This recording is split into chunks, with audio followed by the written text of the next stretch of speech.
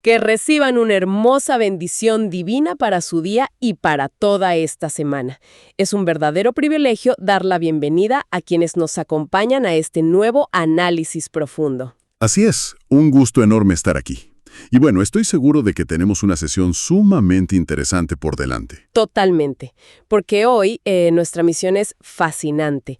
Para quienes disfrutan descubriendo capas ocultas en textos milenarios, este es definitivamente el lugar correcto. Vamos a explorar a fondo el capítulo 8 del libro del Génesis. Un capítulo monumental, digamos, desde cualquier perspectiva. Exacto. Y para lograrlo, estamos combinando la erudición de dos fuentes excepcionales. Por un lado, las notas exhaustivas de la Biblia de Estudio Holman y por otro, los valiosos aportes de la Biblia de Estudio Nueva Almeida Actualizada, o la NAA, como le diremos. Dos recursos fantásticos que la verdad se complementan muy bien. Sí, y la promesa aquí es clara. Hay detalles en estas páginas que cambian por completo la forma en que solemos imaginar esta historia.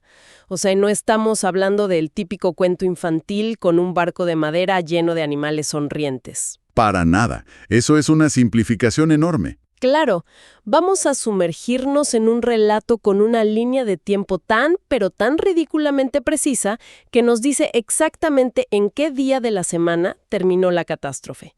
Hablaremos también de conexiones lingüísticas súper profundas entre el nombre de Noé y el acto de calmar la ira divina. Y hasta una mención a una antigua tablilla babilónica que le da un peso histórico tremendo a todo esto.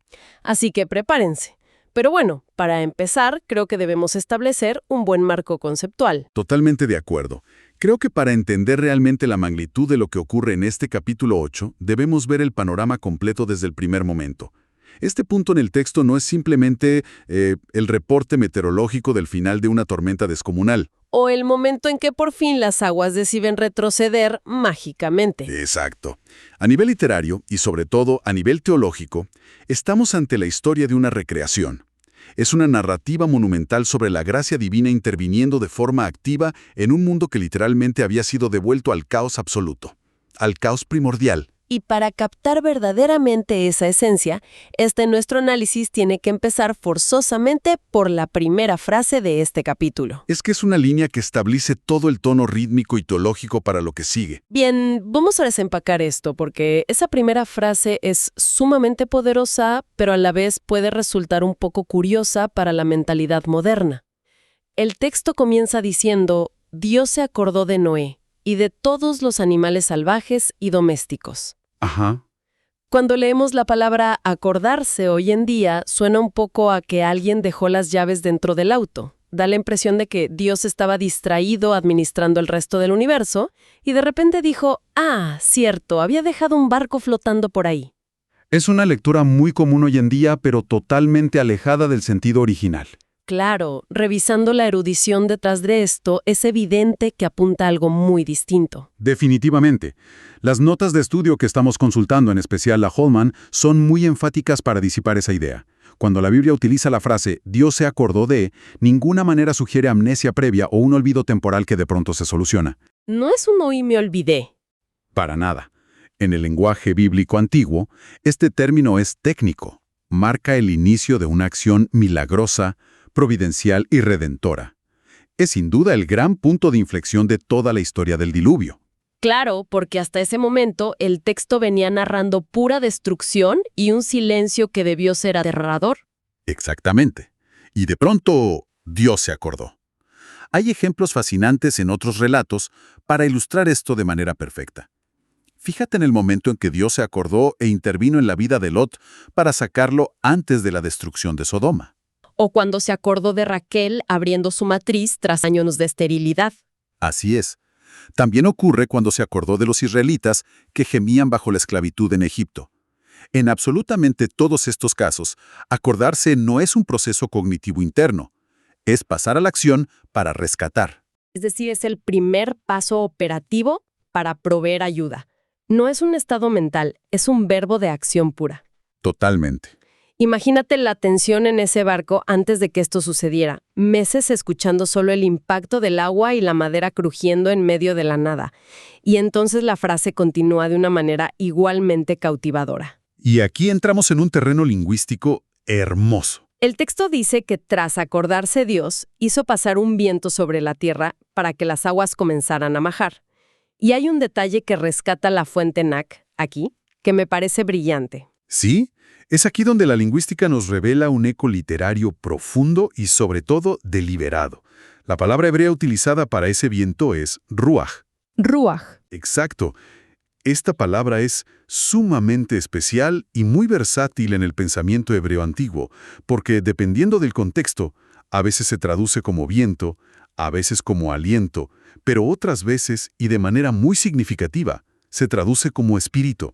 Lo que significa que el autor está creando una conexión directa. Lo que hace en este preciso instante es crear un eco intencional de Génesis 1:2. Claro, nos remonta directamente a la creación original. Ese momento, en el principio de todo, donde la tierra estaba desordenada y vacía, y el espíritu, el ruaj de Dios, se movía sobre la faz de las aguas caóticas. Exactamente.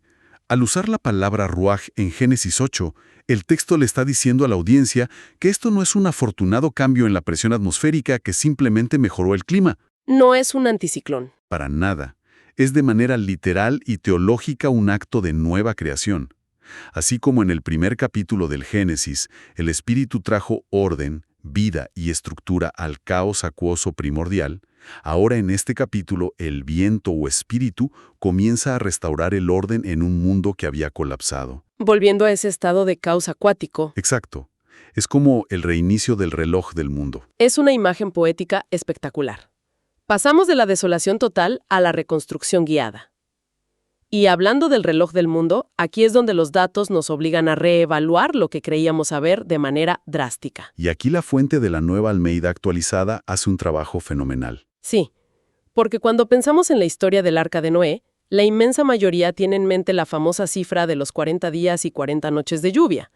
Y parece que fue una tormenta larga y ya está. Salieron y listo. Esa es la versión resumida que todos conocemos. Pero la información analizada incluye una tabla cronológica de la permanencia de Noé en el arca que es sinceramente asombrosa. Aquí es donde se pone realmente interesante para quienes aman los datos duros. El nivel de detalle lógico y matemático se asemeja a la bitácora de navegación de un buque mercante moderno. Es que esa tabla cronológica es uno de los aportes más valiosos para anclar la historia. Nos explica que en el texto original todas las fechas están calculadas meticulosamente usando meses de 30 días, basándose en el calendario del año de vida de Noé. Todo estandarizado. Todo. Y cuando se hace el ejercicio de sumar todos los periodos mencionados secuencialmente, la percepción popular de que el evento duró apenas un poco más de un mes queda totalmente desmentida.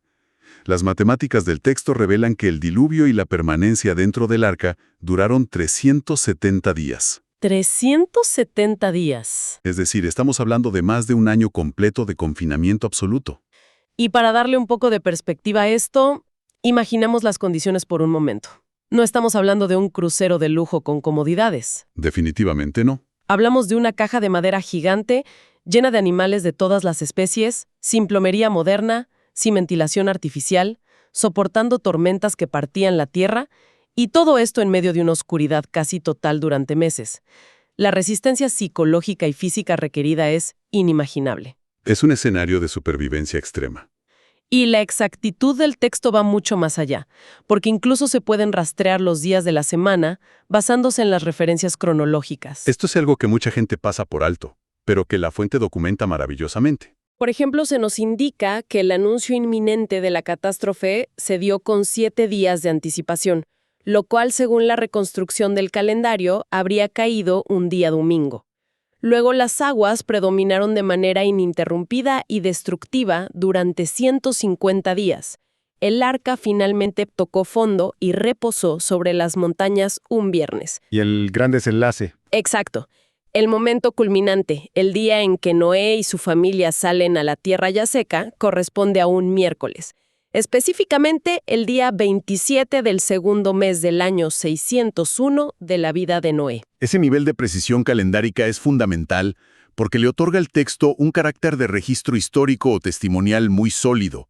No está escrito como un mito etéreo que ocurre en un tiempo antes del tiempo. Había una vez en un mundo lejano. Exacto, no es eso. Busca anclarse en la historia humana medible. Y mientras el arca reposaba durante esos largos meses de espera, hay detalles geográficos y logísticos muy específicos que menciona la Biblia Holman. Los montes de Ararat. Así es. Se nos indica que la embarcación quedó asentada sobre estos montes. Esto correspondería a una región elevada y escarpada ubicada entre lo que hoy es el este de Turquía y Armenia. Además, el texto menciona un detalle arquitectónico que resulta ser la clave de la supervivencia en esta última etapa: la ventana del arca. La famosa ventana. La palabra hebrea es ayón, y es fascinante porque Noé no abre esta ventana simplemente para que entre un poco de aire fresco que seguro hacía mucha falta después de casi un año. Me imagino. La abre como una herramienta estratégica casi científica para interactuar con el mundo exterior y determinar si la Tierra ya estaba en condiciones de sostener la vida nuevamente. Y esa ventana, ese pequeño recuadro hacia el mundo exterior, nos lleva a uno de los episodios más icónicos de toda la humanidad, pero que rara vez nos detenemos a analizar en su lógica interna: el envío de los pájaros. Un experimento biológico antiguo. Tal cual. El relato dice que Noé primero envía un cuervo y posteriormente cambia a una paloma. Siempre resulta intrigante el porqué de esta elección específica de especies y en ese orden. No mandó un águila ni un gorrión. Es una excelente observación. La investigación nos ofrece una explicación muy práctica basada en el comportamiento animal y en la cultura antigua. El cuervo, según las notas de la Holman y las leyes dietéticas y rituales que se establecerían posteriormente, era considerado un ave ritualmente impura. Por ser carroñera. Exactamente. Esto se debe a su naturaleza carroñera. Los cuervos pueden alimentarse de prácticamente cualquier cosa, incluyendo restos en descomposición. Sin embargo, en medio de este escenario de crisis de supervivencia, la pureza ritual del ave era un factor completamente secundario. No importaba si era pura o impura en ese momento. Lo que Noé necesitaba desesperadamente era un ave fuerte, robusta, que pudiera volar largas distancias de ida y vuelta y que no fuera delicada con su entorno. El cuervo sale, va y vuelve, revoloteando, lo que indica que, aunque podía sobrevivir fuera, aún no encontraba un hábitat adecuado y estable para posarse de forma permanente. Claro, el cuervo podía apañárselas con lo que flotara por ahí fuera, lo que fuera. ¿Y sabemos qué tipo de cosas estarían flotando después de un evento así? ¡Qué fuerte! Pero el punto es que no daba la información específica que Noé requería sobre el estado del suelo. Así que viendo esto, Noé cambia de táctica e introduce a la paloma. Y la respuesta que obtiene es totalmente diferente. Totalmente. La paloma tiene necesidades muy distintas. A diferencia del resistente cuervo, la paloma se alimenta principalmente de semillas, vegetación baja e insectos. Además, su fisionomía requiere de lugares secos y bajos para poder posar la planta de su pie. No se posa sobre carroña ni en superficies inestables. Necesita tierra firme y limpia. Así es. En su primer vuelo exploratorio, la paloma no encuentra descanso alguno porque las aguas todavía cubrían la superficie de la tierra habitable. Así que regresa al arca, al único refugio seguro. Es en el segundo intento, 7 días después de esa primera decepción, cuando ocurre uno de los momentos más hermosos de la literatura antigua. La paloma regresa al atardecer trayendo una hoja nueva de olivo en el pico. Y ese no es un simple detalle botánico de adorno. Para nada. Es una prueba empírica y geográfica innegable. Los olivos no crecen en las altas cumbres, crecen en los valles y en las elevaciones más bajas. Al ver esa hoja recién arrancada, Noé recibe la confirmación definitiva de que las aguas habían retrocedido lo suficiente como para descubrir no solo las montañas, sino las zonas fértiles. La tierra estaba sanando. Es increíble pensar cómo este método de supervivencia antiguo, basado en la observación del comportamiento de un ave, terminó transformando a la paloma con la rama de olivo en el símbolo universal de la paz. Un símbolo que trasciende fronteras. Lo vemos en banderas, en el arte, en tratados internacionales. Todo nace de esa hoja en el pico de un ave exhausta. Ahora, antes de avanzar al momento de salir del arca, hay un elemento de contexto histórico ineludible. Hay una mención importante a la tablilla 11 del épico de Gilgamesh en nuestros materiales de estudio. Un detalle fundamental para entender el contexto literario de la época. Y esto plantea un tema apasionante porque sabemos que existen varios relatos en Mesopotamia que hablan de una inundación global. Y la pregunta lógica es, si los sumerios o los babilonios ya contaban historias de grandes diluvios mucho antes de que se escribiera el Génesis, ¿Qué hace que el relato bíblico sea único o relevante frente a esas otras versiones antiguas? Es una pregunta central en el estudio de estos textos y la inclusión de este dato en el análisis es sumamente pertinente. El hecho de que existan relatos paralelos como el de Utnapishtim en el épico de Gilgamesh o el relato de Atrahasis demuestra que la memoria de una inundación catastrófica estaba profundamente grabada en la psique y la historia de las civilizaciones del antiguo Cercano Oriente. No fue un invento aislado del autor del Génesis. Correcto, no lo fue. Sin embargo, cuando se comparan los textos, las diferencias teológicas son abismales. En los relatos babilónicos, los dioses envían el diluvio por razones francamente caprichosas o mezquinas. En algunas versiones, simplemente porque los humanos hacían demasiado ruido y no dejaban dormir a los dioses. Es una visión donde la humanidad es literalmente una molestia. Una plaga ruidosa, y además cuando el diluvio se desata, esos mismos dioses mesopotámicos se aterrorizan de la tormenta que ellos mismos crearon y huyen encogiéndose de miedo como perros frente al agua. Una imagen de divinidad bastante frágil y caótica, nada de todopoderosos. Totalmente. Y luego, cuando el héroe babilónico ofrece un sacrificio al final del diluvio, el texto de Gilgamesh dice que los dioses hambrientos, porque nadie les había llevado ofrendas, se arremolinaron como moscas alrededor del humo. ¡Qué contraste tan fuerte! En contraste absoluto, el relato del Génesis presenta a un Dios soberano que tiene el control absoluto de los elementos.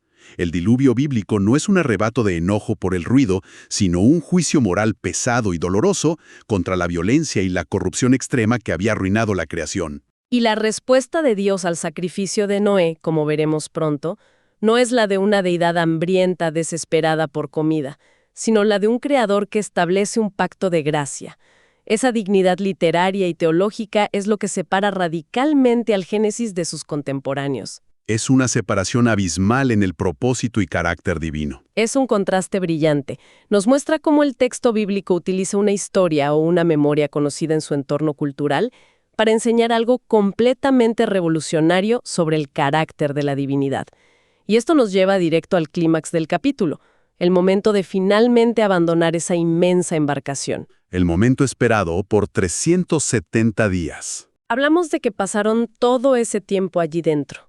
Finalmente, las aguas bajan por completo. La superficie se seca. Noé quita la pesada cubierta del arca, mira hacia afuera y ve la tierra firme. El instinto básico de cualquier ser vivo tras un año de encierro sería salir corriendo a sentir la tierra bajo los pies. Romper la puerta si es necesario. Exacto. Sin embargo, hay un detalle en el comportamiento de Noé que es profundamente revelador según lo destacan nuestras fuentes. Así es, y es algo que destaca por su increíble contención. Noé constata visualmente que la tierra está seca. El peligro inminente del agua ha pasado por completo. Pero él no fuerza la puerta ni lidera una estampida hacia afuera. Él demuestra una paciencia y una sumisión extraordinarias. Él espera. Aguanta un poco más. Permanece en el arca hasta recibir una instrucción directa, verbal y explícita de Dios. Según nos señala la Na, esa instrucción finalmente llega en el versículo 16 cuando Dios le ordena formalmente, sal del arca. Es como si reconociera que así como no entró por iniciativa propia, no debía salir hasta que el comandante de la misión lo indicara. Exactamente. Es un reconocimiento absoluto de soberanía. Y además, esa instrucción de salida no es solo un pueden desembarcar, viene acompañada de un eco majestuoso del mandato original de la creación. Cuando Dios les dice a los animales y a la familia de Noé que salgan, añade el imperativo de que sean fecundos y se multipliquen sobre la tierra. Es la confirmación oficial por decreto divino del reinicio de la vida biológica en el planeta. La historia vuelve a empezar ahí. Ahora, imaginemos estar en los zapatos de esta familia. Después de sobrevivir a la aniquilación total, de vivir apretados, lidiando con el olor, el ruido, la constante incertidumbre, al fin pisan un mundo nuevo, vacío y silencioso. ¿Cuál sería la reacción instintiva ante semejante escenario? Buscar recursos inmediatamente. Buscar comida fresca, buscar un lugar seguro donde instalar un campamento permanente, estirar las piernas, dormir en tierra firme. Pero lo primero que hace Noé, su primer acto, registrado como un hombre libre en una tierra nueva, no es construir una casa, es levantar un altar. Ese primer acto define el resto de la historia humana. El texto nos dice que edificó un altar al Señor y ofreció holocaustos. Y cuando se analiza la magnitud de este sacrificio a través del lente de la pura supervivencia, resulta estremecedor. Y creo que aquí vale la pena hacer una pausa, porque cuando decimos holocausto, es importantísimo aclarar a qué nos referimos en este contexto antiguo, para no perder el impacto de la escena. Es una aclaración más que necesaria.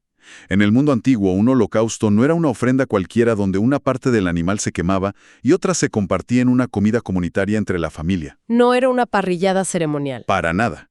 Un holocausto era un sacrificio que se entregaba para ser consumido totalmente al 100% por el fuego. Era el símbolo supremo de entrega absoluta, devoción y expiación. Nada de ese animal se guardaba para el consumo humano. Y lo asombroso aquí es, ¿qué tipo de animales utiliza Noé? El texto dice que tomó de todo animal limpio y toda ave limpia. Las fuentes detallan que, según la clasificación bíblica, un animal limpio era, por ejemplo, un mamífero herbívoro que rumiaba y tenía pezuña hendida, o aves que no eran de rapiña, como nos explica la Holman. Y esto es vital entenderlo desde la proporción. Acaban de salir del arca. La cantidad de animales respirando sobre la faz de la Tierra era críticamente baja. Solo existían los pocos ejemplares que sobrevivieron en el barco. Sacrificar a varios de ellos, quemarlos por completo sin obtener alimento a cambio, sabiendo que esos animales representaban el futuro biológico y reproductivo de esas especies, es un desprendimiento casi irracional desde la perspectiva de la supervivencia pura. Es un riesgo enorme a nivel biológico. Es un acto monumental de fe y gratitud. A través de este altar, Noé está expresando un agradecimiento profundo por la salvación de su familia frente a la destrucción, pero al mismo tiempo es un reconocimiento humilde de la santidad de Dios y de la imperiosa necesidad de expiación. Y es precisamente la reacción divina ante este altar lo que cambia las reglas del juego para siempre. Entonces, ¿qué significa todo esto? Para abordar esa frase es indispensable entender el lenguaje que usa el texto. Describe la reacción de Dios de una forma sensorial, diciendo que el Señor olió el suave olor o un olor agradable. Estamos frente a lo que los eruditos en la Biblia Holman llaman lenguaje antropomorfo. Atribuir características humanas a Dios. Exacto. El texto utiliza palabras, sentidos y experiencias estrictamente humanas para intentar describir algo que es infinito e incomprensible. Decir que el Señor olió el suave olor no significa que Dios tenga un sistema olfativo físico y estuviera disfrutando el aroma a humo. A diferencia de los dioses de Gilgamesh, que se arremolinaban como moscas. Gran punto. Significa fundamentalmente que la ofrenda de sacrificio y la actitud del corazón de Noé fueron recibidas con total agrado. Fue un acto de adoración plenamente aceptado. Pero lo fascinante aquí, el detalle que realmente ilumina todo este pasaje, es el análisis lingüístico profundo de las raíces hebreas de esa frase que nos aporta la fuente NAI. Aquí es donde las piezas del rompecabezas encajan de forma perfecta. Sin duda, el término hebreo que se traduce en nuestras Biblias como agradable o suave es la palabra nihoaj. Este término es rico en significado. Transmite una sensación profunda de descanso, apaciguamiento y tranquilidad emocional. Y lo verdaderamente asombroso es que nihoaj comparte la misma raíz etimológica que el nombre del propio Noé, que en hebreo es Noaj. Hay una conexión de diseño ahí. Exactamente.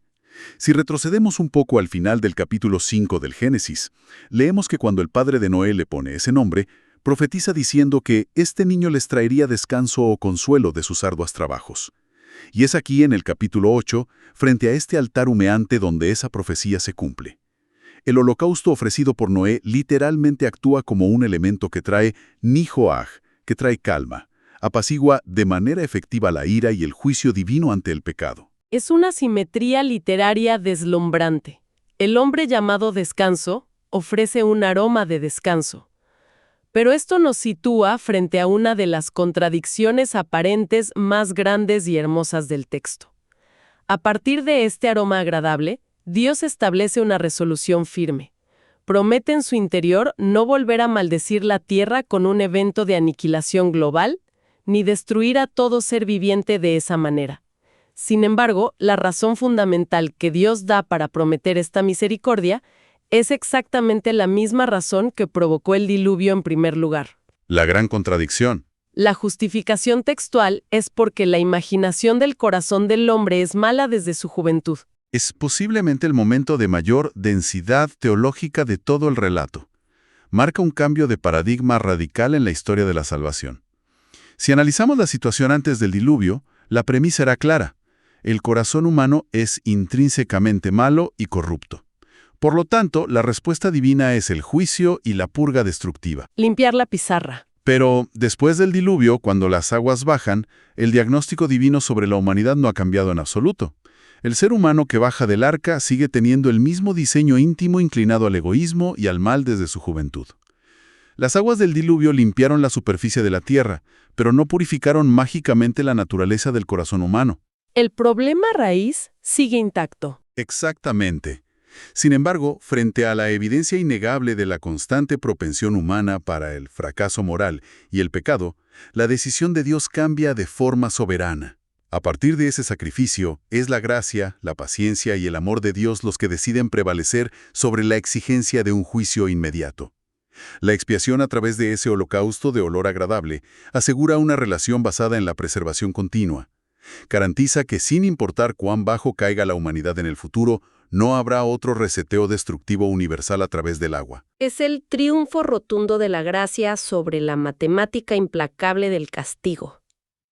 Ahora hay que hacer una aclaración importante basada en las notas de la NAP, para no sacar conclusiones equivocadas.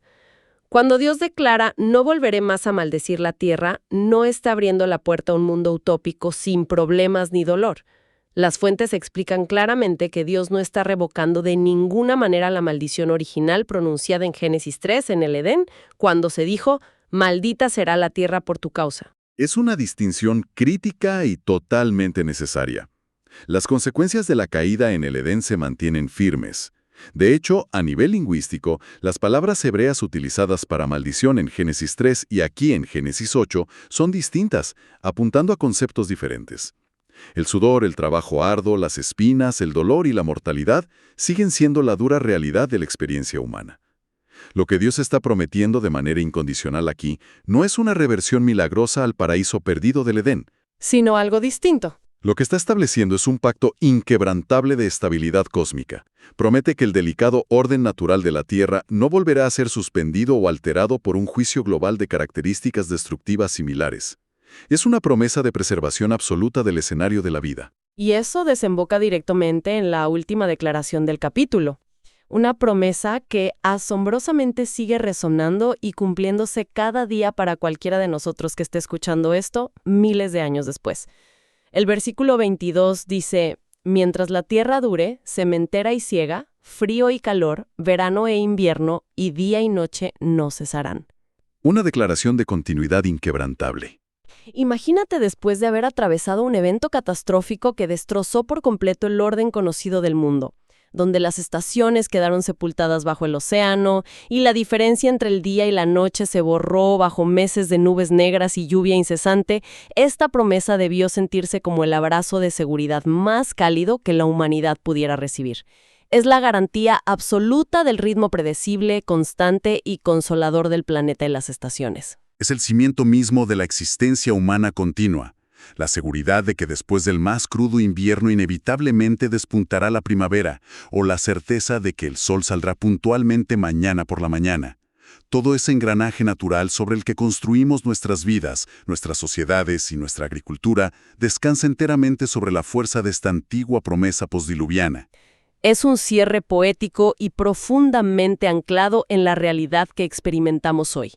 El caos ha sido domesticado por la promesa divina. Y esto, si conectamos esto con el panorama general, nos deja con un pensamiento provocador y novedoso para quienes nos acompañan hoy, y que vale la pena meditar a fondo. Te escuchamos. Pensemos en cómo un solo acto de gratitud humana profunda, el sacrificio de Noé y su suave olor, fue el catalizador para que Dios garantizara esta estabilidad cósmica de las estaciones y el clima para todas las generaciones futuras, a pesar de conocer perfectamente las continuas fallas del corazón humano.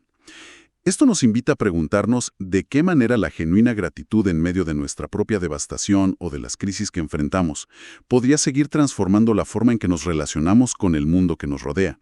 Cómo nuestra respuesta de adoración cuando sentimos que todo se ha inundado puede convertirse en el terreno para nuevas promesas de estabilidad. ¡Qué reflexión tan poderosa para llevarnos con nosotros! La gratitud como ancla en medio de la devastación.